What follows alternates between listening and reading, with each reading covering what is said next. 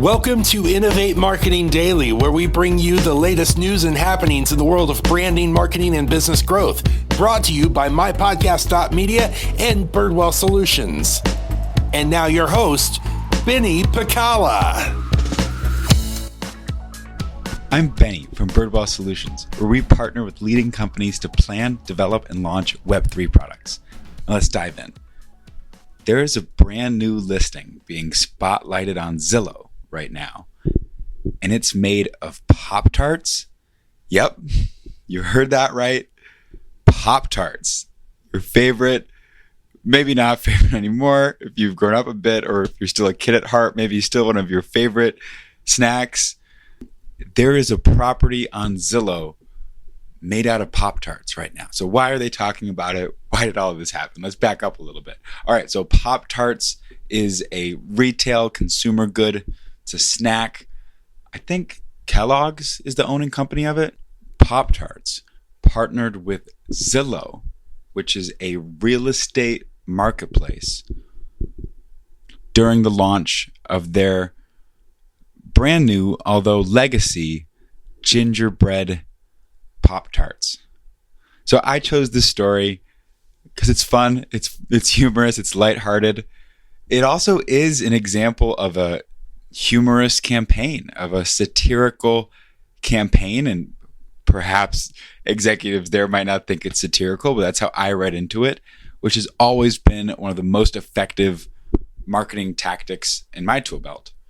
So why did they do this? So Pop Tarts has had a gingerbread styled Pop Tart for years, I think decades, and they bring it back occasionally around the holiday season.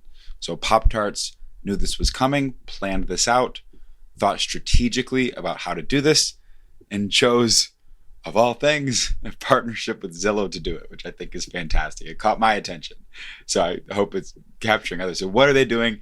So people who post videos and social media and content about the gingerbread homes that they make using Pop Tarts can enter a competition to win $15,000 on a home deposit, so a real home, on Zillow. Certainly took some creativity from the marketing director. Congratulations. But no, I mean, I think it's a great idea. I think that they've really inspired people to think differently about Pop Tarts. And I read Pop Tarts and Zillow and it caught my attention. So why did they do it? So as I mentioned, so of course they have promoted this in the past. This is another way to promote for them. It's likely that going through the head of the director of marketing or whoever launched this campaign was, how do I capture attention? How do I think differently, do something that's never been done before? Yeah, I think this is an interesting way to do it. As someone who advises tech companies, this reminds me the effectiveness of humor and satire-based campaigns. Interestingly enough, one of my first marketing campaigns before I was even an entrepreneur, was in college, launching a program called Data Match out of my university at UW-Madison, go Badgers. And we ran a lot of humor campaigns, jokes, things that were funny, things that were appealing. It was incredibly successful. So it's difficult these days, as I've gotten older, as I've started selling B2B, to kind of remember that simple trick that if it's funny, if it makes you smile, if it makes you want to tell people about it, remember it, it is incredibly effective at generating interaction with your brand and awareness. So yeah, as a tech advisor, this is a notch on the board for satire and humor-based campaigns. So key metrics to look for: certainly, do we see a spike in their sales? Do we see this compared to how they've activated the gingerbread campaign in previous years? Do we see this do well comparably to those? Also, and I wish I had this data, how does this rank alongside other satire and humor-based campaigns?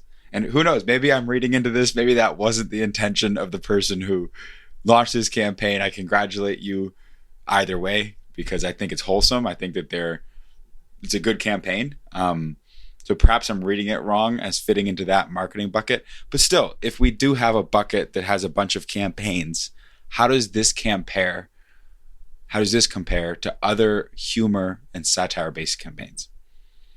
So we'll see. We'll see how this develops. We'll see how active people are in sharing stories about Pop Tart gingerbread houses on Zillow. Such a surprise. So if you see it, you heard it from me first. We'll see how active that is. And we'll remember through this, and especially if you see it elsewhere, the effectiveness of humor and of laughter and of making people smile, and how we can bring that into our own businesses, how that applies to everybody. If your business is launching a new tech product and is looking for advisors, looking for people to bring the fun, bring the smile, let me know. Love to be a smiling face and help you out.